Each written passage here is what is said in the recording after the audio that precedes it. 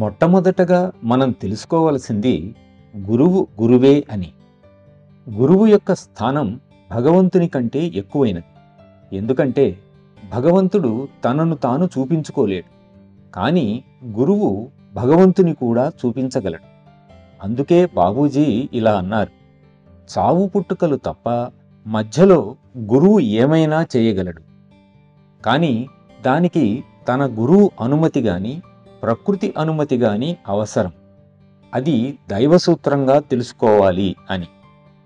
గురువులో పరిపూర్ణమైన సరళత కనపడుతుంది, కానీ అభ్యాసీలలో అది ఉండదు.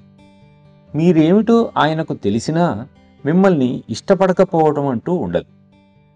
బాబూజీ మీలా అవ్వాలనుకుంటున్నాను అంటే ఆహా మంచిదే అంటారాయన, కానీ మనసులో అది మీరెప్పుడు సాధిస్తారా అని ఎదురు చూస్తుంటారు. అది మాస్టరులోని నిర్మలత్వం, ఆకాంక్ష.